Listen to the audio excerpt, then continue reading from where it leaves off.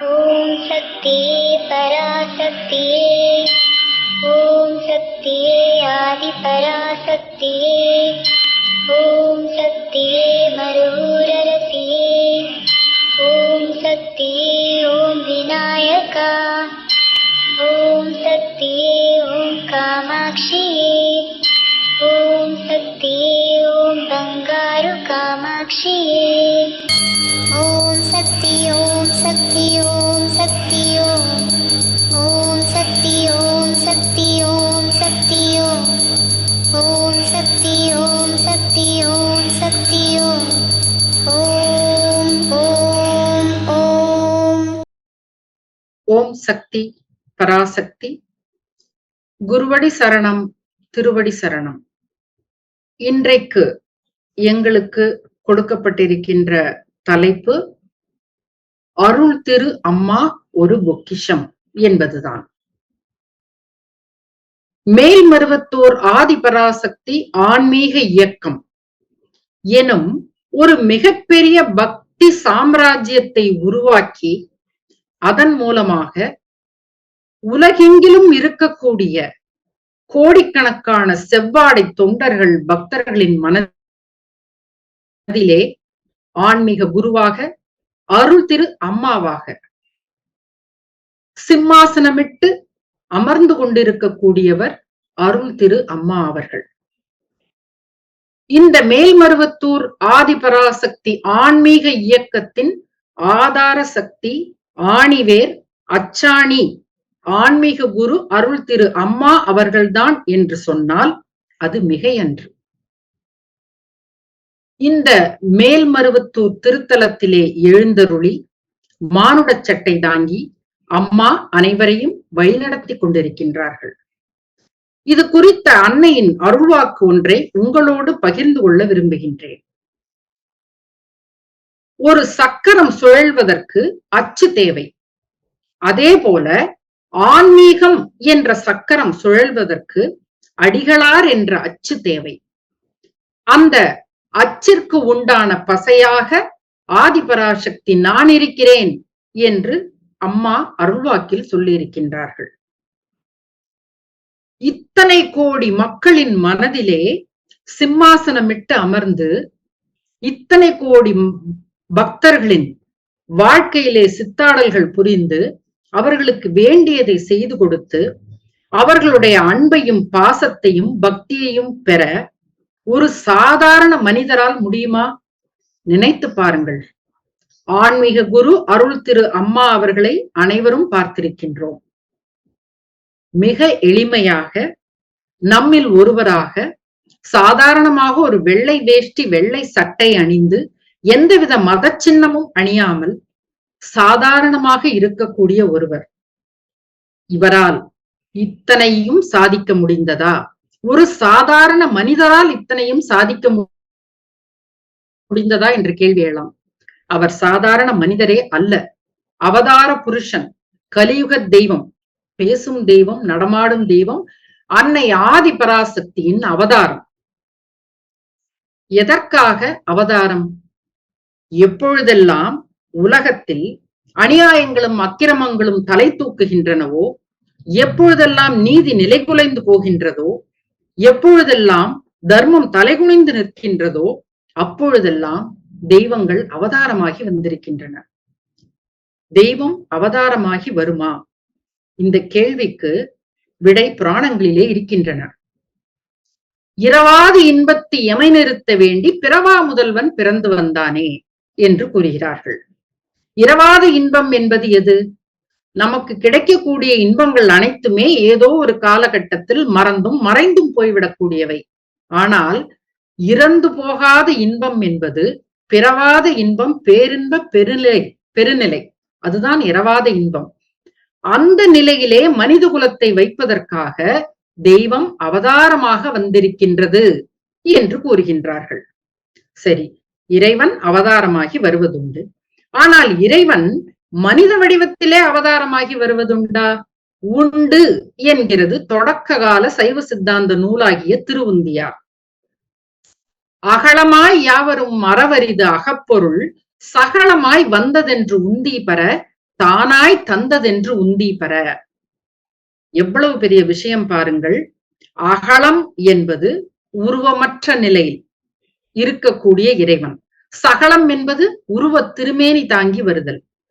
உருவமற்ற நிலையில் இருக்கக்கூடிய இறைவனானவன் உருவ திருமேனி தாங்கி வருதல் உண்டு. எப்பொழுது? அவதார காலத்திலே. தானாய் தந்ததென்று உந்தி பெற. அது நான் தான் வந்திருக்கிறேன் என்று தானாக தெய்வம் சொன்னால் ஒழிய மனித குலத்திற்கு புரியாது. எத்தனை வருடங்களுக்கு முன்னால் இதை எழுதி வைத்திருக்கிறார்கள். நாம் இப்பொழுது கண்கூடாக கண்டிருக்கிறோம். நானே அவதாரமாக வந்திருக்கிறேனடா, இனி எந்த யுகத்தில் வரப்போகிறேனடா மகனே என்று அம்மா சொன்ன அருள்வாக்கை நாம் இதோடு இணைத்து பார்க்க வேண்டும். தெய்வம் அவதாரமாகி வந்திருக்கிறது. தெய்வம் மனித வடிவத்திலே வந்திருக்கிறது. எதற்காக மனித வடிவத்தை தெய்வம் தேர்ந்தெடுத்திருக்கிறது?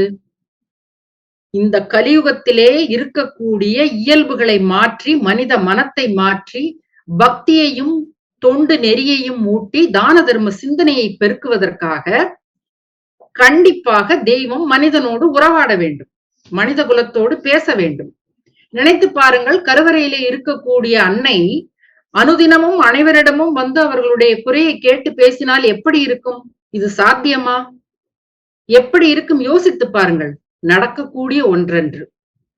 ஆகையால் தான் நம்மை போன்ற ஒரு மனிதராக, ஸ்தூல சரீரமாக, மனித வடிவத்திலே ஆதி பராசக்தி அவதாரமாகி வந்து நம்மை இந்த பிரபஞ்ச சேற்றிலிருந்து மீட்பதற்காக, கரை சேர்ப்பதற்காக அவதார வடிவத்திலே, அதாவது குரு வடிவத்திலே ஆன்மீக குருவாக அவதரித்து நம்மை எல்லாம் வழிநடத்தி இருக்கின்றார்கள். சரி, இப்ப அவதாரம் அப்படின்னு வந்தாச்சு. எதற்காக அவதாரம்? அவதாரம் என்று இருந்தால் நோக்கம் என்று ஒன்று இருக்கும். இந்த நோக்கங்கள் என்ன என்று அம்மாவே சொல்லி இருக்கின்றார்கள்.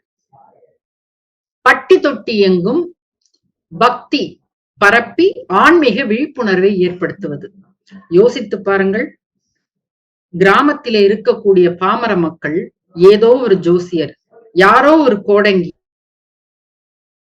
ஏதோ ஒரு பரிகாரம், ஏதோ ஒரு மந்திரம் என்று யார் சொல்வதையும் எவர் சொல்வதையும் நம்பி கை காசை செலவழித்து காடு கழனி எல்லாம் விற்று எந்த பிரயோஜனமும் இல்லாமல் இப்படி ஆகிவிட்டதே என்று நொந்து போயிருந்த அந்த காலகட்டத்திலே எதுவும் தேவையில்லை, நீ யாரையும் தேடி போக வேண்டாம், மேல்மருவத்தூரிலே அருள் திரு அம்மா அவர்களை வந்து பார்த்தாலே போதும், உன்னுடைய குறையை சொன்னாலே போதும், அதற்கு உண்டான பரிகாரத்தை கூறி அதற்கு எளிமையான முறையிலே உனக்கு அவர்கள் தீர்வை சொல்லி விடுவார்கள் என்ற உணர்வை ஏற்படுத்தி இன்றைக்கு கிராமங்களிலே இருக்கக்கூடிய மக்கள் ஓம் சக்தி பராசக்தி என்று சொல்லி இங்கே மேல்மருவத்தூர் திருத்தலத்திலே வந்து குமிகின்றார்கள். உலகெங்கிலும் 6000த்திற்கும் மேற்பட்ட வழிபாட்டு மன்றங்கள், 60ற்கும் மேற்பட்ட சக்தி பீடங்களை உருவாக்கி இங்கே என்ன நடக்கிறதோ அதே போல அனைத்து வழிபாட்டு தலங்களிலும், மன்றங்களிலும், சக்தி பீடங்களிலும் இதே வழிபாட்டு முறையை மேற்கொண்டு அபிஷேகம், ஆராதனை என்று அம்மா செய்ய வைத்திருக்கிறார்கள் என்றால் அம்மா எவ்வளவு பெரிய பொக்கிஷம் என்பதை நாம் உணர வேண்டும். அதே போல அடித்தட்டு மக்களிடையே ஆன்மீகத்தை வளர்த்தாகிவிட்டது. அது ஒரு அவதார நோக்கம். இரண்டாவது, பெண்களை இன்றைக்கு இருக்கக்கூடிய நிலையிலிருந்து உயர்த்துவது. வெறும் போகப் பொருளாக மட்டுமே அடிபட்டு மிதிபட்டு கிடந்த பெண்ணினத்தை உன்னாலும் முடியும், ஆன்மீகத்தில் தலை தூக்கி நிமிர்ந்து நிற்க முடியும், சாதிக்க முடியும், உனக்குள்ளேயும் திறமை ஒளிர்ந்திருக்கிறது, பக்தி இருக்கிறது, தொண்டு உணர்வு இருக்கிறது, மனித நேயம் இருக்கிறது, வா மகளே என்று அழைத்து கையை பிடித்து அழைத்து வந்த அனைத்து வழிபாட்டு முறைகளையும் பூஜை முறைகளையும் சொல்லிக் கொடுத்து, மேல்மருவத்தூர் ஆதிபராசக்தி ஆன்மீக இயக்கம் என்றாலே பெண்கள் இயக்கம் என்று சொல்லக்கூடிய அளவிற்கு பெண்களை உயர்த்தி இருக்கிறார்கள் ஆன்மீக குரு அருள் திரு அம்மா அவர்கள். கருவை சுமக்கின்ற பெண் கருவறைக்குள் ஏன் நுழையலாகாது என்ற கேள்வியை மேடை போட்டு கேட்காமல் பெண்களுக்கு முக்கியத்துவம் கொடுத்து இது பெண்களுக்கான ஆன்மீகம் என்று உலகமே சொல்லும் அளவிற்கு அம்மா உயர்த்தி இருக்கின்றார்கள். இப்படி பெண்களுக்கு முக்கியத்துவம் கொடுத்த ஆன்மீக குரு அருள் திரு அம்மா அவர்கள் எவ்வளவு பெரிய பொக்கிஷம் என்பதை நாம் உணர வேண்டும். அதே போல உலகத்தை அழிவு பாதையிலிருந்து காப்பாற்ற வேண்டும் என்பதற்காகவும் இந்த அவதாரம் என்று சொல்லி இருக்கின்றார்கள். வேள்வி முறைகள், தமிழிலே மந்திரங்கள், தான தர்மம் சிந்தனை மக்களிடையே பெருக வேண்டும் என்பதற்காக சமுதாய நலப்பணி திட்டங்கள், மருத்துவ முகாம்கள், இப்படி அனைத்தையும் நமக்காக அம்மா வழிமுறைகளை சொல்லிக் கொடுத்து வழி நடத்தி நாம் செய்கின்ற ஒவ்வொரு தானமும் தர்மமும் உலகத்திலே அனைவருடைய சிந்தனையிலும் வெளிப்பட்டு அவர்களுக்கும் நல்ல எண்ணங்களை கொடுத்து உலகத்தை அழிவு பாதையிலிருந்து காப்பாற்றி இருக்கின்றார்கள். இப்படி அம்மா ஒவ்வொரு விஷயத்திலுமே ஒரு மிகப்பெரிய பொக்கிஷமாக இருந்து நமக்கு அனைத்தையும் அருளி இருக்கின்றார்கள். இப்படி அம்மா நமக்கு சொல்லிக் கொடுத்து செய்ய வைப்பதற்கு எந்த முறையை கையாண்டார்கள்? நம்மோடு பேசுவதற்கும், மனித குலத்தோடு பேசுவதற்கும், உரையாடுவதற்கும், உறவாடுவதற்கும், தான் என்ன நினைக்கிறேன் அதனை மனிதன் புரிந்து கொண்டு செயல்பட வேண்டும் என்பதற்காக அம்மா எடுத்த வழிமுறைதான் அருள்வாக்கு என்னும் மிகப்பெரிய விஷயம். இந்த அருள்வாக்கை பற்றி மறைந்த அருளானந்த திருமுக கிருபானந்த வாரியார் அவர்கள் என்ன சொல்லி இருக்கிறார்கள் என்பதை கண்டிப்பாக பார்க்க வேண்டும் சக்திகளே. அவர் என்ன சொல்லி இருக்கிறார் என்றால், அம்மாவின் அருள்வாக்கு ஒவ்வொன்றிலும் அருள் மணக்கும், அருட்தமிழ் பாமணக்கும், அருள் இருக்கும், உயர்ந்த பொருள் இருக்கும், அன்பிருக்கும், நிறைந்த பண்பிருக்கும், கடமை இருக்கும், கூடவே கண்ணி தமிழும் இருக்கும், ஈயாத லோபியையும் ஈய வைக்கும், அடிகளார் அசைந்தால் இந்த நாடே அசையும் என்று சொல்லியிருக்கின்றார். அம்மா நாட்டை மட்டுமா அசைத்தார்கள்? இந்த உலகத்தையே அசைத்தார்கள். நாத்திகத்தை அசைத்தார்கள். பெண்ணை அசைத்து உனக்குள்ளே இருக்கின்ற திறமையை நான் வெளியே கொண்டு வருகின்றேன், ஆன்மீகத்திற்கு வா என்று இழுத்து வைத்து பெண்ணினத்தை உயர்த்தி இருக்கின்றார்கள், பெண்ணினத்தை அசைத்திருக்கிறார்கள். இப்படி எத்தனையோ நிகழ்வுகளை நமக்கு செய்து கொடுத்து நாமும் இந்த ஆன்மீகத்திலே நிரந்தரமாக இருந்து அம்மாவின் வழிமுறைகளைப்படி நடக்க நமக்கு ஒரு ஆன்மீக குருவாக, தெய்வமாக, வழிகாட்டியாக, பேசும் தெய்வமாக, கலியுக தெய்வமாக இருந்த ஆன்மீக குரு அருள் திரு அம்மா அவர்கள் இன்று எங்கே சென்றிருக்கின்றார்கள்? அம்மா பரம்பொருள் ஆதி பராசக்தியின் ஸ்தூல வடிவம். அவதார நோக்கம் கொண்டு வந்தார்கள். அவதார நோக்கத்தை நிறைவேற்றிய பின்னர் ஓங்காரத்தின் உள்ளே ஒடுங்கி விட்டார்கள். அம்மா என்ன சொல்லி இருக்கின்றார்கள் தெரியுமா? ஓங்காரத்தின் உள்ளே நான் ஒடுங்கி விட்டதுக்கு பிறகு, அதாவது என்னுடைய அவதார நோக்கங்கள் நிறைவேறிய பின் நான் ஓங்காரத்தின் உள்ளே ஒடுங்கி விடுவேன், பின்னர் நீங்கள் படிக்கும் மந்திரங்களை அள்ளி விழுங்கியபடி இருப்பேன் என்றிருக்கின்றார்கள். ஓங்காரத்தில் ஒடுங்கிய அருள் திரு அம்மா அவர்கள் மிகப்பெரிய ஆற்றலுடன் அவர்கள் ஆதிபராசக்தியாக சுயம்புவாக இருந்து நம்மையெல்லாம் என்றென்றும் ஒரு பொக்கிஷமாக இருந்து காப்பாற்றுவார்கள் என்பதுதான் மிகப்பெரிய உண்மை சக்திகளே. இப்பொழுது சக்தி அருண்குமார் அவர்கள், சக்தி டாக்டர் அருண்குமார் அவர்கள் இந்த பொக்கிஷம் என்றால் என்ன என்பதை பற்றியும் அவருடைய கருத்துக்களையும் இப்பொழுது உங்களோடு பகிர்ந்து கொள்ள வருகின்றார். சக்தி அருண்குமார் அவர்களே, நீங்கள் தொடரலாம். குருவடி சரணம். ஓம் சக்தி.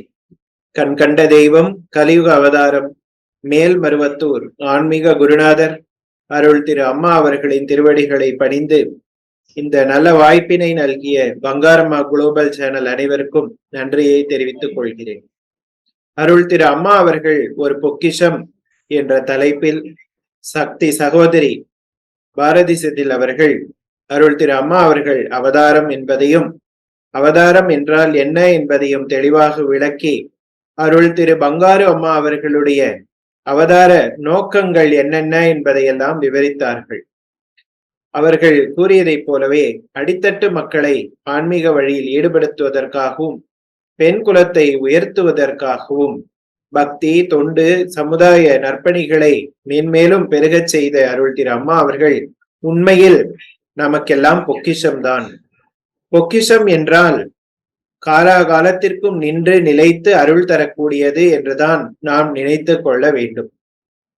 எத்தனையோ தவம் மேற்கொண்டு பலவிதமான வழிபாட்டு முறைகளை எல்லாம் கடைபிடித்து ஒவ்வொருவரும் தன்னுடைய மூச்சை அடக்கி தெய்வத்தின் காட்சியை பெற்றிருக்கிறார்கள்.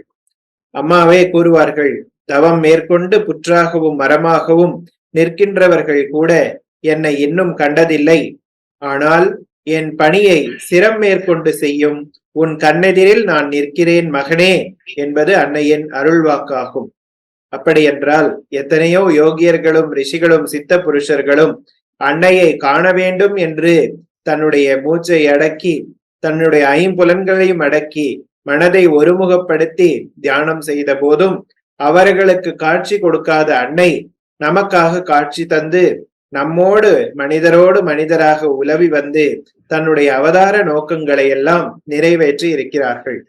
அம்மா திருவாய்மலர்ந்து கூறுவார்கள், என்னுடைய வார்த்தைகள் காற்றோடு காற்றாக போய்விடாமல் பார்த்து கொள்ள வேண்டியது செவ்வாடை தொண்டர்களின் பொறுப்பாகும் என்று கூறியிருக்கிறார்கள்.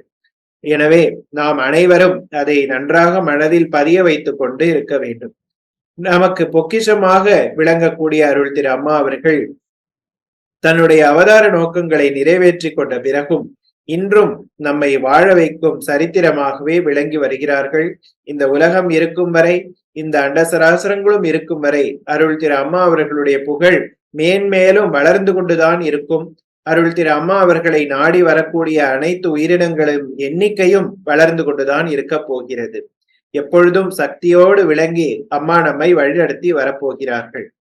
அம்மா அவர்கள் நமக்காக சில பணிகளையும் கொடுத்திருக்கிறார்கள்.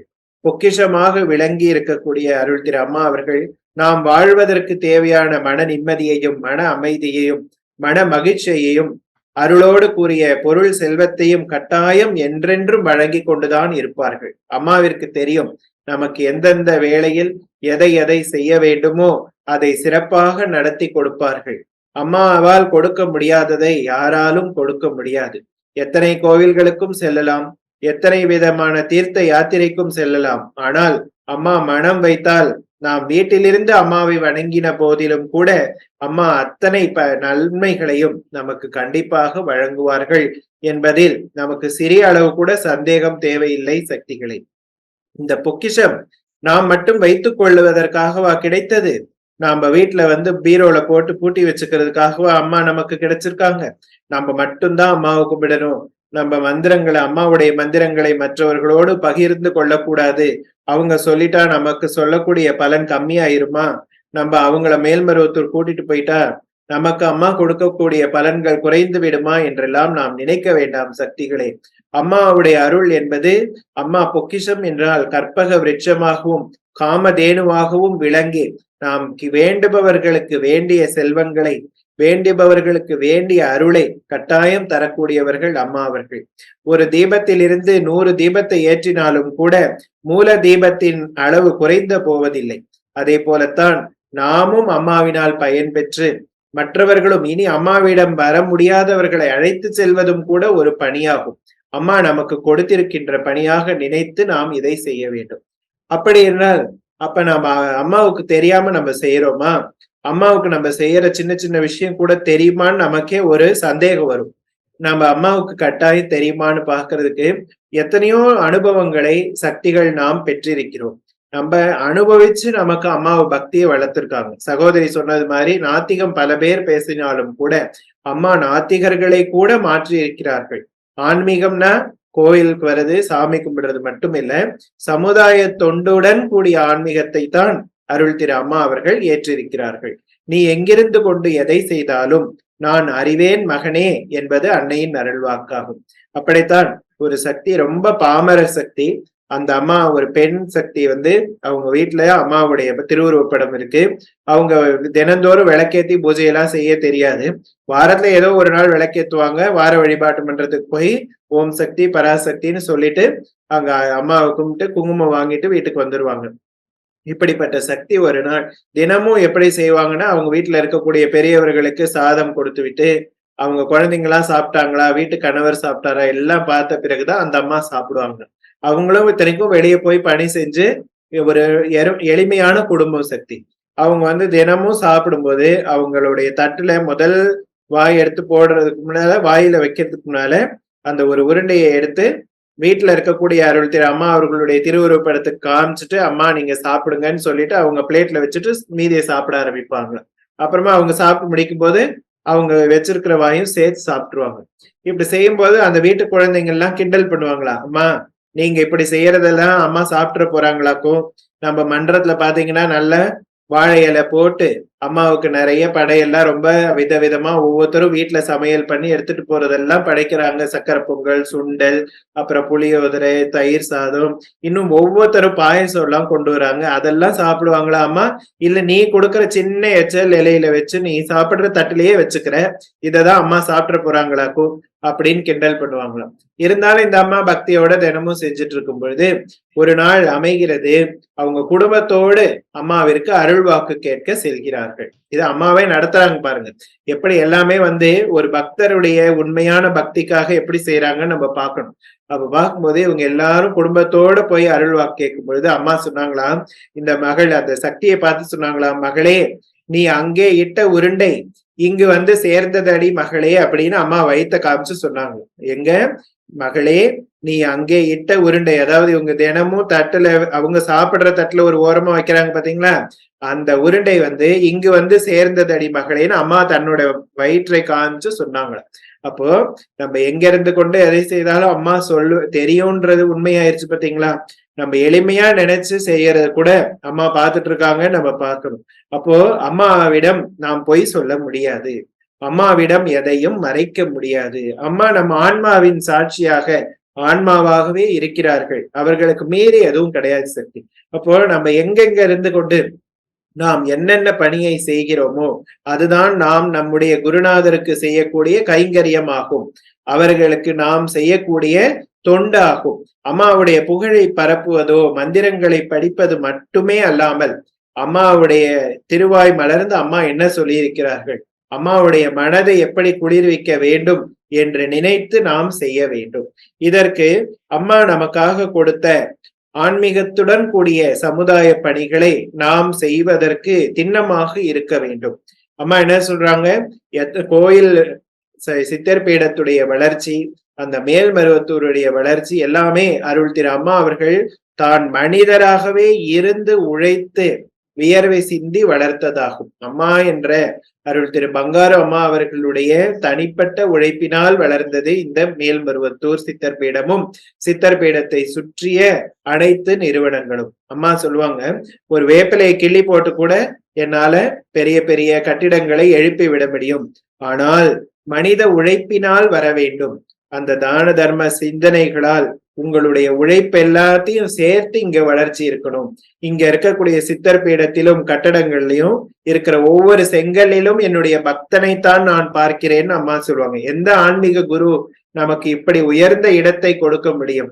அம்மா ஆதிபராசக்தியின் அவதாரம், நம்முடைய பேசும் தெய்வமாக நடமாடும் தெய்வமாக இருந்து எத்தனையோ தெய்வங்களே அம்மாவை வழிபட்ட காட்சியெல்லாம் நமக்கு கொடுத்து கனவிலே பேசி தியானத்திலே அழைத்து எளிமையாக இருந்து நம்மோடு ஒரு சராசரி மனிதராக வாழ்ந்தாலும் கூட ஒரு தெய்வ சக்தியை பயன்படுத்தி அம்மா எதையும் செய்யாமல் மனித உழைப்பின் மூலமாக நாம் ஒவ்வொருவரும் முன்னுக்கு வர வேண்டும் என்று நமக்கு தனி மனித வாழ்க்கைக்கும் எடுத்துக்காட்டாகத்தான் அம்மா இருந்திருக்கிறார்கள். சகோதரி வழக்கறிஞராக இருக்கிறார், மற்றொரு சகோதரி பேராசிரியராக இருக்கிறார். இதை கேட்கும் நீங்களும் ஒவ்வொருவரும் ஒவ்வொரு விதமான தொழில்களில் ஈடுபடுவீர்கள். நம்ம நினைக்கலாம் உழைக்காமல் பிழைக்க முடியாது, அது அம்மாவே சொல்லுவாங்க, எப்பொழுதும் உழைத்து பிழைக்க வேண்டும். உழைப்பின் மூலம் வரக்கூடிய ஊதியத்தில் ஒரு சிறிய பங்காவது எடுத்து தான தர்மத்திற்காக செலவிடு என்று கூறுவார்கள். அம்மாவுடைய மனதை எது குளிர்விக்கும் என்றால் அன்னதானம், மருத்துவம், இது ரெண்டும் ரொம்பவுமே அம்மாவிற்கு அலாதி பிரியம். அம்மாவுடைய அவதார திருநாளை ஒட்டி மருத்துவ முகாம்கள் நடக்கும், கண் சிகிச்சை முகாம் நடக்கும். எத்தனையோ பேர் அம்மாவுடைய இந்த மருத்துவ முகாம்களில் கலந்து கொண்டிருக்கிறார்கள். சித்த மருத்துவ முகாம் நடக்கிறது. இதிலெல்லாம் நம்ம அந்த முகாம்களுக்கு போய் நம்மால் முடிந்த தொண்டுகளை, உடல் உழைப்பை கொடுப்பது கூட அம்மாவிற்கு மன மகிழ்ச்சியை கொடுக்கும். அது மாதிரி நம்மளால எந்த தொண்டுல ஈடுபட முடியுமோ அதை நாம் செய்ய வேண்டும். நம்முடைய மன்றங்களிலும் சக்தி பீடங்களிலும் நடக்கக்கூடிய சமுதாய தொண்டுகளுக்கும் நாம் முக்கியத்துவத்தை அளிக்க வேண்டும். அம்மாவுடைய மனம் எதில் மகிழ்ச்சி அடையும்? குருவுடைய மனதை மகிழ்ச்சி அடைய செய்ய வேண்டும். அதுதான் ஒரு உண்மையான பக்தனுக்கு அழகு. எப்படி நம்ம மந்திரங்கள் படிப்பதை சகோதரி கூறியதை போல, நீங்கள் படிக்கும் மந்திரங்கள் தான் நான் வாங்கி விழுங்கி கொண்டிருப்பேன் என்று அம்மா கூறுகிறாள். அதே போல அந்த மந்திரங்களை அம்மா ஏற்றுக்கொள்வதை போலவே அம்மாவுடைய மனம் எப்படி மகிழ்ச்சி அடையும் என்றால், நீ உன்னுடைய பக்கத்து வீட்டுக்கார அவர் கவலைப்படும் போது நீ அந்த கவலையில போய் பங்கெடுத்துக்கொள் என்று அம்மா கூறுகிறாள். நாம கோயில சித்தர் பீடத்திலிருந்து அபிஷேக நீரை வாங்கிட்டு போகும்போது நம்ம நினைப்போம், நம்ம வீட்டுக்குள்ள மட்டும் தெளிச்சுக்கலாம் அப்படின்னு நினைப்போம். ஆனா அம்மாவே சொல்றாங்க, நீ உன் வீட்டுல தெளிக்கிற மாதிரி பக்கத்து வீட்டுக்காரவங்க வீட்லயும் தெளி, அவங்களும் நல்லா இருக்கணும்னு நினை அப்படின்னு நமக்கு எண்ணத்திலேயே நல்ல சிந்தனையை கொடுத்தவர்கள் அம்மா அவர்கள்.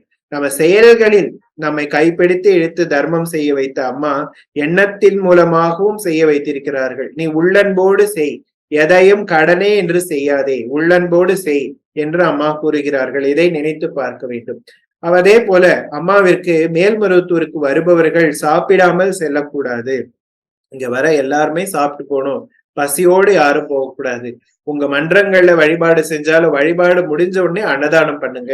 உங்களால முடிஞ்ச சக்திகளுக்கு என்ன முடியுமோ அதை நீங்க கொடுங்கன்னு சொல்லுவாங்க. ஏன் அப்படின்னா, பொதுவாகவே எந்த ஒரு தாய்க்கும் குழந்தை பசியோடு இருந்தால் பிடிக்காது. அம்மா தான் சாப்பிடலைன்னா கூட குழந்தைங்க நல்லா சாப்பிடணும்னு தான் நினைப்பாங்க. அம்மா தனக்காக உணவை எடுத்து முதல்ல வச்சுட்டு அப்புறமா பசங்களுக்கு செய்ய மாட்டாங்க இல்லைங்களா? முதல்ல குழந்தைங்க சாப்பிடணும், வயிறார நிம்மதியா திருப்தியா சாப்பிட்டாங்களா, சாப்பிடலைன்னா இவன் பாதி வயிறு சாப்பிட்டா கோவப்படுவானே அப்படின்னு கூட நினைப்பாங்க. எத்தனையோ அம்மாக்கள் நல்ல குழந்தை திருப்தியா சாப்பிட்டாதான் அவன் நிம்மதியா இருப்பான், சண்டை போட மாட்டான், வீட்டுல நிம்மதியா தூங்கி எழுந்துப்பான் அப்படின்னு நினைப்பாங்க. அப்படித்தான் ஒரு தாயுடைய எண்ணம். வயிறு குளிர வேண்டும், அவங்க வாயார வாழ்த்தவில்லை என்றாலும் வயிறு வாழ்த்தும் என்று அம்மா நினைப்பார்கள். அங்க கோயிலுக்கு சாமி கும்பிட்டவங்க எப்படியும் சாப்பிட்டு தான் போகணும்னு அம்மா நினைக்கிறாங்க இல்லைங்களா? மருத்துவ முகாம்கள்ல கூட அப்படித்தான் சக்தி. வருபவர்களுக்கு அனைத்து விதமான சௌகரியங்களையும் செய்து கொடுத்து அவர்கள் நன்றாக இருக்க வேண்டும் என்று அம்மா நினைக்கிறார்கள். இந்த அன்னதானம் மேல்மருவத்தூரில் நடக்கும் அன்னதானத்திற்கும் மற்ற இடங்களில் நடக்கக்கூடிய அன்னதானத்திற்கும் என்ன வித்தியாசம் என்று நினைக்க வேண்டும். எந்த இடத்தில் அன்னதானம் செய்தாலும், எந்த கோயில்களாக இருந்தாலும், வழிபாட்டு தலங்களாக இருந்தாலும், எந்த நிகழ்ச்சிகளாக இருந்தாலும், அன்னதானம் என்றால் அம்மாவிற்கு மிகவும் பிடித்தது. மேல்மருவத்தூரில் நடக்கக்கூடிய அன்னதானத்திற்கு ஒரு தனி சிறப்பு உண்டு. அது என்ன என்று பார்த்தால், மேல்மருவத்தூருக்கே தனி மகிமை அருள் திரு அம்மா அவர்கள் அவதரித்த காரணத்தினால். அம்மாவே அவதரித்த பூமி, அவதார தலமாக விளங்குவது மேல்மருவத்தூர். அங்கே நாம் செய்யக்கூடிய சின்ன சின்ன தொண்டுகளுக்கும் பெரிய பெரிய பலன் உண்டு. நாம் பிறவி எடுத்து வந்திருக்கோம், ஒவ்வொருத்தர் ஒவ்வொரு வீட்டுல பிறக்கிறோம். எவ்வளவோ ஜீவராசிகள், கோடான கோடி ஜீவராசிகள் அம்மா அவர்களால் படைக்கப்பட்டிருக்கிறது. ஏன் பிறக்கிறோம் என்று நன்றாக ஆராய்ந்து பார்த்தால், நாம் செய்த பாவ புண்ணியங்களை நாம் அனுபவிப்பதற்காக ஒரு சான்ஸ் கொடுக்குறாங்க அம்மா. ஒரு வாய்ப்பினை கொடுக்கிறார்கள். இந்த பூமியில் நாம் ஒரு ஆய்வு கூடம் மாதிரி. இந்த பூமி எப்படி ஒரு ஆய்வு கூடத்தில், கல்லூரியிலும் பள்ளிக்கூடத்திலும் குழந்தைகள் ஒரு பாடத்தை செயல்பூர்வமாக செய்து பார்க்கிறார்களோ, அதே போல நமக்கு இந்த உலகத்தில் ஒரு பாவ புண்ணியங்களை அனுபவிப்பதற்காக அம்மா இந்த வாய்ப்பினை கொடுக்கிறார்கள். நாம் பூர்வ ஜென்மங்களில், போன பிறவிகளில் எல்லாம் தெரியாமல் சில தவறுகளை செய்திருக்கலாம். அதன் காரணமாக ஏதேதோ ஆன்மாக்களுக்கும் சில பாதிப்புகள் ஏற்பட்டிருக்கும். அந்த ஆன்மாக்கள் நம்மிடம் நாம் இப்படி இன்றைய நிலையில் சில வருத்தங்களை நாம் அனுபவிப்பதற்கு கூட அவர்களுடைய சாபங்கள் காரணமாக இருக்கலாம். எனவே அந்த ஆன்மாக்களே நம்மை வாழ்த்த வேண்டும் என்பதற்காக அவர்களையும் மேல்மருவத்தூருக்கு அம்மா வரவழைக்கிறார்கள். அவர்களும் வரிசையில் அம்மாவுடைய பிரசாதத்தை வாங்கி சாப்பிடும் பொழுது, அவங்க சாப்பிடும் போது என்ன நினைக்கிறாங்க, சாப்பிட்டு ஒரு வாய் போட்ட உடனே கொஞ்சம் வயிறு குளிர்ந்தவுடன் நினைப்பாங்க, பரவாயில்ல இந்த பங்காரு சாமி இருக்காரு பாரு, இவரை ரொம்ப வாழ்த்தணும், இங்க வரவங்களுக்கு எல்லாம் சாப்பாடு போடுறாங்க அப்படின்னு அம்மாவை வாழ்த்துவாங்க. கூடவே என்ன சொல்லுவாங்க, இதை கொண்டு கொடுத்தாங்களே இந்த சக்திங்கெல்லாம் நல்லா இருக்கணும், இது சமையல் பண்ணி போட்டவர் ரொம்ப நல்லா இருக்கணும்னு வாழ்த்தி சாப்பிடுவாங்க. அது கூடவே என்ன நினைப்பாங்க, இவங்க எல்லாம் ஏதேதோ ஒவ்வொரு நாளும் ஒவ்வொரு ஊர்ல இருந்து கருவறை பணி செய்யறாங்க, அந்த ஊர்ல இருந்தானே இந்த பொருளை எடுத்துட்டு வந்திருப்பாங்க, அதுக்கு பொருள் உதவி செய்தவர்களும் நன்றாக இருக்க வேண்டும், அந்த குடும்பமும் நல்லா இருக்கணும்னு நினைச்சு சாப்பிடும் பொழுது, இப்படி ஒவ்வொரு வாயாக அவங்க சாப்பிடும் போது அந்த மனம் குளிர்கிறது, வயிறு குளிர்கிறது, மனம் குளிர்கிறது. ஒவ்வொரு பக்தர் மனம் குளிரும் பொழுது அம்மா இந்த படத்துல இருக்க மாதிரி சிரிச்சு சந்தோஷப்படுவாங்க. அம்மா மனசு சந்தோஷப்பட்டாலே நம்முடைய வாழ்க்கையில் நாம் கேட்காமலே அம்மா செய்வாங்க. நம்ம கேட்டுதான் செய்யணும்னு கிடையாது. மனதில் உள்ள குறையை அம்மா அறிவாள். அம்மா சொல்லுவாங்க, நீ உன் கண்ணுல வர கண்ணீரை நீ துடைத்துக் கொள்ளலாம், ஆனால் உன் உள்ளத்தில் வரும் கண்ணீரை நான் தான் துடைக்க வேண்டும் மகனே என்பது அன்னையின் அருள்வாக்காகும். நாம் சொல்லாமல் விட்டதை கூட அம்மா செய்வாள் என்ற நம்பிக்கையோடு நாம் நாங்க 2 பேரும் பேசினோம். எங்களை விட அனுபவம் வாய்ந்த சக்தி இந்திரா காந்தி மேடம் இருக்காங்க.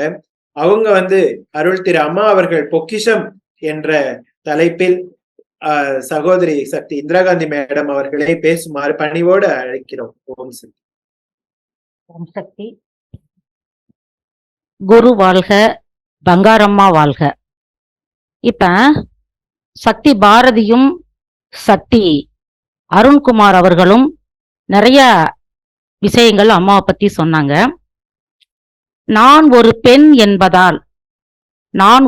என்பதால் பெண்களுக்கு அம்மா எப்படிலாம் முக்கியத்துவம் கொடுத்தார்கள் என்ற விஷயத்தை பதிவு செய்யலாம் அப்படிங்கிறது என்னோட எண்ணம்.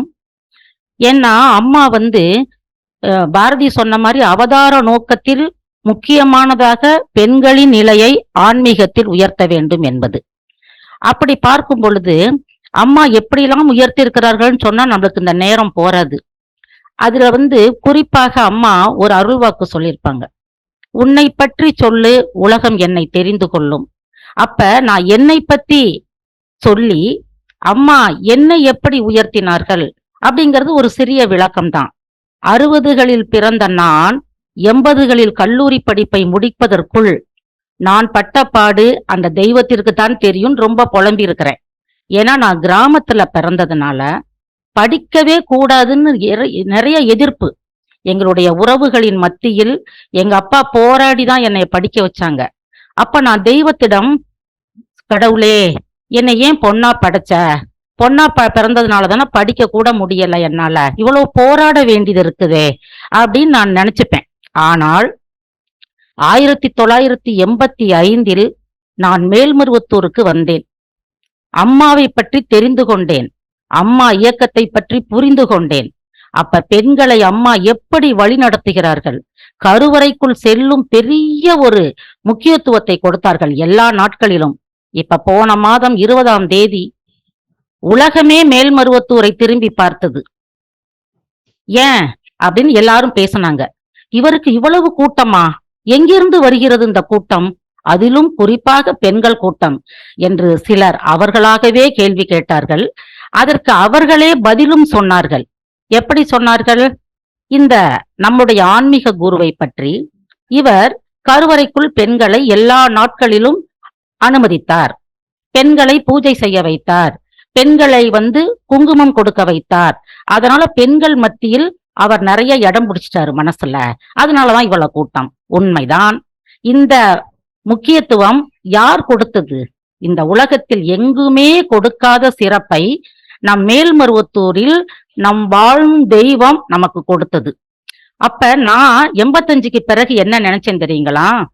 அம்மாட்ட போய் நின்னுக்குருவேன், மனசுல நினைச்சுக்கிட்டேன். அம்மா ஆலயத்தை சுத்தி வரும்போது, அம்மா நான் கடவுள்கிட்ட ஏண்டா பொண்ணா படைச்சேன்னு கேட்டேன். இப்ப நான் கேக்குறேம்மா உங்ககிட்ட, மாதராய் பிறப்பதற்கே நல்ல மாதவம் செய்திட வேண்டும்ங்கிற வரிகள் படிச்சிருக்கிறேன். இப்ப உன்னுடைய இயக்கத்தில் நான் இருந்து கொண்டு எங்களுக்கு கொடுக்கிற முக்கியத்துவத்தை நான் தெரிந்து கொண்டு பெருமைப்படும் பொழுது, அம்மா என்னைய பெண்ணா படைக்க வச்சுட்டேயம்மா, ரொம்ப சந்தோஷம்மா. உன்னுடைய அவதார காலத்துல நான் பெண்ணா பிறந்து உன்னோட இயக்கத்துல இணைந்து நான் உன்னோட தொண்டை செய்யும் பொழுது எனக்கு அவ்வளவு சந்தோஷமா இருக்குதுமா அப்படின்னு கேட்டுப்பேன். அப்ப பாருங்கள் சக்திகளே, நாம் அம்மாவிடம் வருவதற்கு முன் என் நிலைமை ஏன் பெண்ணா படைச்சேன் தெய்வத்திட கேட்ட கேள்வி போய், அம்மாவிடம் வந்த பிறகு, அம்மா இந்த பிறவியில் நான் பெண்ணாக பிறப்பதற்கு பெரும் தவம் செய்திருக்கிறேன் அம்மா என்று சொன்னேன். இது ஒவ்வொரு சக்திகளும், ஒவ்வொரு செவ்வாடை தொண்டர்கள், பெண் சக்திகள் அவ்வளவு பேர் மனசுலையும் இது இருக்கும். அப்ப இது என்னை பற்றிய குறிப்பு. அப்ப நான் பிரச்சாரத்திற்கு வந்தேன். பிரச்சார பணி எங்களுக்கு வழங்கப்பட்டது. அப்ப பிரச்சாரத்திற்கு தேர்ந்தெடுக்கப்பட்டவர்கள் மருவத்தூருக்கு எங்களுக்கு ஒரு அறை ஒதுக்கப்பட்டிருக்கும், தகவல் மையம். அப்ப சித்தர்பீட புலவர்கள் எங்களுக்கு பயிற்சி அளித்து நாங்கள் அம்மாவை பற்றி பேசுவோம் மைக்ல. அப்ப அந்த பணி நேரம் போக சிறிது ஓய்வு கிடைக்கும் பொழுது ஒவ்வொரு சக்திகள்கிட்டையும் பேசுவோம். அப்ப சந்தான பாரதின்னு ஒரு அம்மா, சென்னை. இப்ப சென்னையில இருக்கிறவங்க இந்த பதிவை பார்த்து கொண்டிருந்தால் அவங்களுக்கு எல்லாருக்குமே அவங்கள பத்தி தெரிஞ்சிருக்கும். அப்ப அந்த அம்மா ஒரு 50 வயது இருக்கும், ரொம்ப மங்களகரமா இருப்பாங்க அவங்க. அப்ப அவங்க என்கிட்ட கேட்டாங்க, என்னைய பார்த்த உடனே உங்களுக்கு என்ன சக்தி தோணுதுன்னு கேட்டாங்க. இது என்ன கேள்வி சக்தி? உங்களை பார்த்த உடனே என்ன தோணும்? இல்ல என்னுடைய தோற்றத்தை பார்த்து உங்களுக்கு என்ன தோணுது அப்படின்னு கேட்டாங்க. சக்தி, நீங்க சூப்பரா இருக்கிறீங்க, மங்களகரமா இருக்கிறீங்க அப்படின்னு சொல்றேன். இந்த தோற்றத்தை கொடுத்தது நம் ஆன்மீக குரு அருள் திரு அம்மா என்று கண் கலங்கினார்கள். எனக்கு ஒண்ணும் புரியல. இது நடந்தது 2007. அப்ப அவங்க சொன்ன செய்தி அம்மாவின் மீது ரொம்ப குரு பக்தியை எனக்கு ஏற்படுத்தியது. அம்மாட்ட அவங்க போய் கேக்குறாங்க ஒரு நாள், அம்மா நான் இவ்வளவு நாள் தொண்டு பண்ணேன், சென்னையில ஏதோ ஆலந்தூர் மன்றம் நினைக்கிறேன், இனிமே நான் போய் தொண்டு செய்ய முடியாதுமா. அப்ப அம்மா கேட்டாங்களாம், ஏன்? ஏம்மா, என்னுடைய கணவர் தான் தவறிட்டாங்களே, இனிமே நான் எந்த முகத்தோட நான் போய் மன்றத்துக்கு போவேன்? ஏன் ஓ முகத்தோட தான் போகணும்? இல்லம்மா, என்னுடைய தோற்றம்லாம் மாறி போதே. என்ன மாறி போகுது? அம்மா தெரியாது போல் கேட்கிறார்கள்.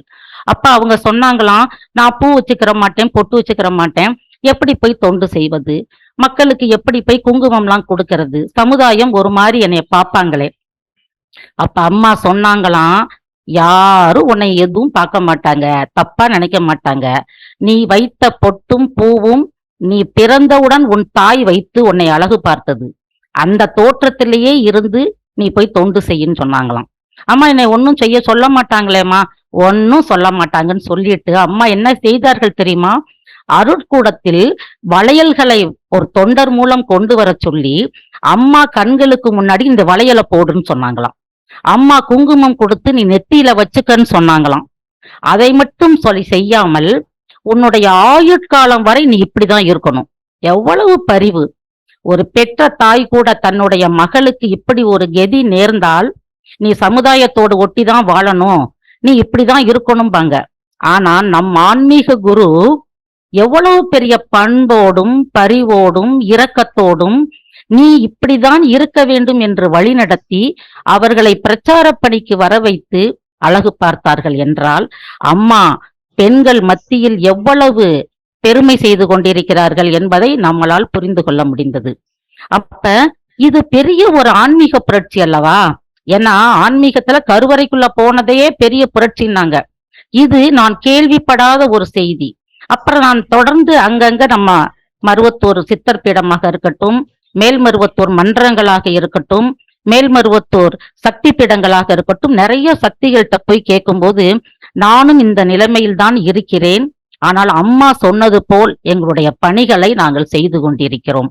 பாருங்கள் சக்திகளே, சமுதாயத்தில் ஒதுக்கி வைக்கப்படுவார்கள் என்று தெரிந்து அவர்களுக்கெல்லாம் தன்னம்பிக்கை கொடுத்து அம்மா நம்மளை எல்லாம் வழிநடத்தி செல்கிறார்கள் என்றால் இது ஒரு பெரிய ஆன்மீக புரட்சி அல்லவா? அப்ப இத சொல்லும் பொழுது இன்னொரு பதிவை உங்களோடு பகிர்ந்து கொள்ள விரும்புகிறேன். ஒரு 2-3 நாட்களுக்கு முன்பு நான் செல்ல ஒரு செய்தியை சேகரிப்பதற்காக செல்ல பாக்குறேன். அப்ப ஒரு போட்டோ வருது அந்த செல்லுல. அந்த போட்டோ தெரிந்த முகம். ஏனென்றால் உங்களுக்கு கூட அவங்க பேரை சொல்லும் போது தெரிஞ்சிருக்கலாம். திருமதி டாக்டர் சாரதா நம்பியாரூரான். அவங்க ஒரு ஆன்மீக சொற்பொழிவாளர், அரசு கலைக்கல்லூரியில பேராசிரியராக பணிபுரிந்தவர்கள். அதிலும் கூடுதலாக 1980 நான் BA 2ஆம் ஆண்டு படிக்கும் பொழுது எனக்கு பேராசிரியையாக இருந்திருக்கிறார்கள். அவங்கள பார்த்த உடனே எனக்கு மேடம் என்ன சொல்ல போறாங்க, மேடம் ஏதோ சொல்ல வர்றாங்க, என்ன சொல்றாங்கன்னு கேட்போன்ட்டு அந்த சேனலை ஆன் பண்றேன். அப்ப அவர்கள் சொன்ன செய்தி, 1987 என் கணவர் தவறிவிட்டார். அப்ப என்னுடைய அம்மாட்ட கேக்குறேன், எனக்கு செய்யக்கூடிய சில சடங்குகள்லாம் இருக்குமேமா, அதெல்லாம் செய்யலையே அப்படின்னு கேட்டாங்களாம். அதுக்கு அவங்க அம்மா சொன்னாங்களாம், உன்னுடைய கணவர் நோய்வாய்ப்பட்டு படுக்கையில் இருந்த பொழுது எனக்கு ஏதாவது நடந்தால் சாரதா எப்படி இப்ப இருக்கிறாளோ அதே மாதிரிதான் இருக்கணும், அவளுக்கு எந்த சடங்கும் பண்ணக்கூடாதுன்னு சொன்னாராம் அவங்க வீட்டுல. அப்ப அவர் ஒரு முற்போக்குவாதி, அதனால அவங்க வீட்டுல அதை பின்பற்றி உனக்கு ஒண்ணும் செய்யல அப்படின்னு அவங்க அம்மா சொல்லியிருக்கிறாங்க. உடனே இவங்களும் அந்த திருமாங்கல்யத்தை அணிந்திருக்கிறார்கள். அப்ப அவங்க நிறைய பேர்த்த அவங்க பழகக்கூடிய பழக்கம். அப்ப நம்ம எழுத்தாளர் சிவசங்கரி, அனுராதா ரமணன் எல்லாம் சொன்னாங்களாம், நாங்கெல்லாம் என்னுடைய கணவர் இல்லை என்றாலும் அவர் அணிந்த திருமாங்கல்யத்தை நாங்கள் போட்டுட்டு தான் இருக்கிறோம். ஏன்னா எங்க கணவர் எங்களோடு வாழ்ந்து கொண்டிருக்கிறார், எங்க மனசுல இருக்கிறாரு அப்படின்னு சொல்லி சொன்னதுனால இவங்க என்ன பண்ணாங்களாம், திருமாங்கல்யத்தை ஜாக்கெட்டுக்குள்ள போட்டுட்டு இது யாருக்கும் தெரியாது, சமுதாயத்துல யாரு பார்க்க போறாங்க அப்படின்னு அவங்க வெளியில எல்லாம் பணிக்கு போய்கிட்டு இருக்கும்போது அவங்களுக்கு இந்த பூ வைக்கிறதுல மட்டும் கொஞ்சம் நெருடல். நம்ம பூ வச்சுட்டு போனா இந்த சமுதாயம் நம்மள தவறா பேசுமே, என்ன பண்றது நம்ம அப்படின்னு யோசிப்பாங்களாம். ஆனா அவங்களுக்கு பூ வைக்க ரொம்ப பிடிக்குமா. இதுக்கு பிறகுதான் சக்தி ஹைலைட்டு. இப்ப நீங்க நினைக்கலாம், ஏன் இந்த பேராசிரியை பத்தி இவங்க பேசுறாங்கன்னு நினைக்கலாம். அதுக்கு பிறகுதான் ஹைலைட் பாருங்க. அவங்க சொல்றாங்க, அப்ப அவங்க பேட்டி கொடுத்துட்டு இருக்காங்க. இது ஒரு தனியார் தொலைக்காட்சியில பேட்டி நடக்குது. அப்ப அந்த நிருபர் கேட்கிறாரு, சரி நீங்க திருமாங்கல்யத்தை அணிந்து கொண்டீர்கள், இந்த பூ வைப்பது எப்போது ஆரம்பித்தீர்கள்? அப்ப அவங்க சொல்கிறார்கள், 1987 என் கணவர் தவறிட்டாரு. ஒரு 2 ஆண்டுகள் கழித்து நான் மேல்மருவத்தூருக்கு போனேன். அவங்க சாமி கும்பிட வரல, ஆதிபராசக்தியை பார்க்க வரல, ஆன்மீக குருவை பார்க்க வரல, ஒரு ஆன்மீக சொற்பொழிவுக்காக வந்திருக்கிறார்கள் மேல்மருவத்தூருக்கு. அவர்களுடன் 2 பெண்களும் வந்திருக்கிறார்கள். சொற்பொழிவு முடிந்து விட்டது. அப்பெல்லாம் அம்மா என்ன பண்ணுவாங்களாம், நம்ம சிறப்பு சொற்பொழிவு பண்ண வந்தவங்களுக்கு சிறப்பு செய்வாங்களாம். அப்போ ஒரு பெரிய தாம்பாளத்துல பட்டு புடவை, நிறைய பூவு, மங்கள பொருள்கள், பூ, பழம், வெத்தலைப்பாக்கு, குங்குமம் அதெல்லாம் வச்சு அம்மா கொடுத்தாங்களாம். அப்ப இவங்க ஒரு செகண்ட் அவங்க நினைக்கிறாங்களாம் மனசுல, அதாவது சாரதா நம்பியாரூரான் அவர்கள் நினைக்கிறாங்களாம், நம்ம கணவரை இழந்தவ அப்படிங்கிறது இவர் தெரியாம கொடுக்கிறாரோ அப்படின்னு நினைச்சாங்களாம். அப்ப தயக்கம் வரும் பொழுது அவங்க என்ன பண்றாங்க, யோசிச்சுக்கிட்டு இருக்கும்போது பக்கத்துல நம் செவ்வாடை சக்தி ஒருத்தவங்க, மேடம் நீங்க எடுத்துக்கங்க, இத கொடுக்கறது யாரு தெரியுமா, ஆதி பராசக்தி, இவருடைய உருவத்தில் ஆதி பராசக்தி வாழ்ந்து கொண்டிருக்கிறாள், இது ஆதி பராசக்தி கொடுக்கறதாக எடுத்துக்கங்கன்னு சொல்லியிருக்கிறாங்க. அம்மா ஒரு வார்த்தை கூட சொல்லவில்லை. உடனே இவங்களுக்கு ரொம்ப சந்தோஷம், இவர்கிட்ட ஆதிபராசக்தி இருக்குதா, அப்ப கோயில்ல உள்ளவங்க இப்படி சொல்றாங்களே, நம்ம ஆதிபராசக்தி நம்ம விரும்புற பூவை ஆதிபராசக்தி கொடுக்குதுன்னு உடனே எடுத்து தலையில வச்சுக்கிட்டாங்களாம். அந்த மங்கள பொருட்கள்லாம் வாங்கிட்டு வீட்டுக்கு போயிட்டு அன்னைக்கே அந்த பட்டுப்புடவை உடுத்தி கொண்டு, அதிலிருந்து பட்டுப்புடவை கட்டி கொண்டு, தலை நிறைய பூ வைத்து கொண்டு உலவி வருவதாக சொல்கிறார்கள். அப்ப நாம் இதற்கு முன் பேசும் பொழுது, சந்தான பாரதி சக்தியை பற்றி பேசும்போது, ஒரு தொண்டருக்கு அம்மா அருள் வழங்கினார்கள், பக்தருக்கு அருள் வழங்கினார்கள் கூட எடுத்துக்கிடலாம். ஆனால் ஆதிபராசக்தி கோயிலுக்கே வராத ஒரு பெண்ணுக்கு அவர்கள் மனதில் ஒரு நெருடல், பூ வைக்க ஆசை, ஆனா வைக்க முடியல சமுதாயத்துல, அத அம்மா புரிந்து கொண்டு அவர்களுக்கு பூவை கொடுத்து அதன் மூலம் அவர்கள் மனதை குளிர வைத்திருக்கிறார்கள். அதான் நம்ம சொல்றோம், அம்மா பாத பூஜைக்கு போகும்போதோ அருள்வாக்குக்கு போகும்போதோ மக்களின் மனங்களை படிப்பவள் ஆதிபராசக்தி என்று. அம்மா ஒரு வார்த்தை சொன்னாங்களா, எடுத்துக்கன்னு சொன்னாங்களா? இல்ல. ஆனா இந்த பதிவை அவர்கள் சொல்லும் போது, என்னை போல் நீங்களும் கேட்டீர்கள் என்றால் நம்ம அம்மாவை பற்றி ரொம்ப ரொம்ப சந்தோஷப்படுவோம். இப்படிலாம் அம்மா பண்ணியிருக்கிறாங்களா, இது 89களில் நடந்திருக்கலாம். ஆனா இன்றைக்கு அந்த தகவலை நான் பார்த்து, இத கூட இப்ப அம்மா பிரச்சார பணி சக்தி எல்லாருக்கும் தெரியும், பாரதி அருண்குமார்லாம், ஒரு செய்தியை சொல்வீர்கள் என்றால் சமுதாயத்திற்கோ பொதுமக்களுக்கோ ஆதாரத்தோடு சொல்லுங்கள், ஆதாரத்தோடு விளக்குங்கள், அப்பதான் அவங்க மனசுல போய் பதியும், டேட்டா வைஸ் அப்படின்னு நம்மளுக்கு எல்லாம் நிறைய கத்து கொடுத்திருக்கிறாங்க அம்மா. அதனாலதான் நான் இந்த செய்தியை இங்கு பகிர்ந்து கொண்டேன். இப்ப கூட உங்களுக்கு டவுட் இருந்ததுன்னா வியூவர்ஸுக்கு, மெர்க்குரி சேனல், அந்த அவங்க பேசுனது மெர்க்குரி சேனல்ல இருக்குது, நீங்க கூட போய் பார்த்துக்கலாம். பார்த்தா நம்ம எல்லாரும் சந்தோஷப்படலாமே. ஏன்னா அம்மா இயக்கத்தில் இல்லாதவர்கள் ஒருவர் அம்மாவிடம் அம்மா அவர்களின் நிலையை உயர்த்தி இந்த சமுதாயத்தில் அவர்களை சந்தோஷப்பட வைத்து, அவர்களின் தகுதி உள்ளவர்கள் திறமையை இன்னும் வளர்த்து கொண்டு சமுதாயத்திற்கு அவர்கள் சங்கடம் இல்லாமல் பணியாற்றலாமே என்று அம்மா நினைத்திருக்கலாம். அப்ப அவர்களுக்கே இப்படி அம்மா செய்தார்கள் என்றால் நம்ம எல்லாம் அம்மா எப்படி செதுக்கியிருக்கிறார்கள் சக்திகளே. நாம் ஒவ்வொருவரும் பெண்கள் சமுதாயத்துக்கு நான் சொல்லிக் கொள்வது என்னவென்றால், நான் எவ்வளவு பெருமைப்பட்டனோ அதே மாதிரிதான் நம்ம ஒவ்வொருவரும் பெருமைப்பட்டிருக்கிறோம். வாழும் தெய்வம், வாழ்ந்து கொண்டிருக்கும் தெய்வம் இந்த நம்ம ஆன்மீக குரு அருள் திரு அம்மா அவர்கள் காலத்தில் நாம் பிறந்து இன்று அம்மாவை தெரிந்து கொண்டு, அம்மாவை பற்றி பேசிக்கொண்டு, அம்மாவை பற்றி பேசுவதை கேட்டுக்கொண்டு இருக்கிறோமே, அதற்கு நாம் எவ்வளவு புண்ணியம் செய்திருக்கிறோம். இப்ப அருண்குமார் சக்தி சொன்னாங்க, பொக்கிஷம் கிடைப்பதற்கு அரிய பொருள் தான் பொக்கிஷம். நம்மளுக்கு கைகளில் ஒவ்வொருவர் கைகளிலும் ஆன்மீக குரு அருள் திரு அம்மா அவர்கள் பொக்கிஷமாக நம் கைகளில் இருக்கிறார்கள். அந்த பொக்கிஷத்தை நாம் தவற விட்டு விடாமல் இறுக்கமாக பற்றி கொண்டு இந்த பொக்கிஷம் நமக்கு கற்றுக் கொடுத்த பாடத்தை நாம் மற்றவர்களுக்கும் கற்றுக் கொடுத்து, குறிப்பாக இளைய சமுதாயத்தினருக்கு நம் அம்மா என்ன சொன்னார்களோ, சமுதாயத்திற்கு வேண்டிய எத்தனையோ விஷயங்கள், இப்ப நேரம் குறைவாக இருப்பதால் நம்மளால விவரமாக பேச முடியவில்லை. எல்லாத்தையும் நம்ம சொல்லி இந்த பொக்கிஷத்தை பத்திரமாக வைத்துக் கொள்வோம். இந்த பொக்கிஷம் நம் வாழ்நாள் முழுவதும் நம்முடைய கைகளில் இருக்க வேண்டும் சக்திகளே. அதனால்தான் இந்த தலைப்பை இன்று பங்காரம்மா குளோபல் சேனலில் கொடுத்தார்களோ என்னவோ, நம் ஆன்மீக குரு அருள் திரு அம்மா ஒரு பொக்கிஷம்தான். இதை யாராலும் மறுக்க முடியாது. அதாவது இந்த பொக்கிஷம் கிடைப்பதற்கே நாம் புண்ணியம் செய்திருக்கிறோம். இவ்வளவு அரிய பொக்கிஷத்தை நமக்கு கொடுத்து நாம் இன்று பேசுவதை பார்த்து கொண்டும் ரசித்து கொண்டும் இருக்கும் நம் ஆன்மீக குருவுக்கு நாம் மூவரும் நன்றி சொல்ல கடமைப்பட்டிருக்கிறோம். மேலும் இந்த வாய்ப்பை நல்கிய பங்காரம்மா குளோபல் சேனலுக்கும் நாம் மூவரும் நன்றி கலந்த வணக்கத்தை தெரிவித்துக் கொள்வோம். ஓம் சக்தி பராசக்தி. ஓம் சக்தி. குருவடி சரணம், திருவடி சரணம். எண்ணரும் கலைகள் வாழி, இறைவன் நான் எண்ணல் வாழி, உன்னிறை சக்தி பீடம் ஓமெனும் ஒளியில் வாழி, கண்ணிறை மணியே ஆன கருமறை பொருளே வாழி, தென்திரை உலகமெல்லாம் விண்துணை வாழி வாழி.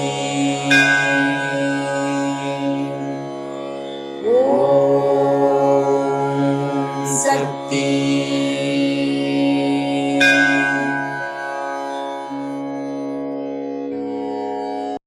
Please like, share, and subscribe to the Bangaru Amma Global YouTube channel for more inspiring and uplifting videos like this one.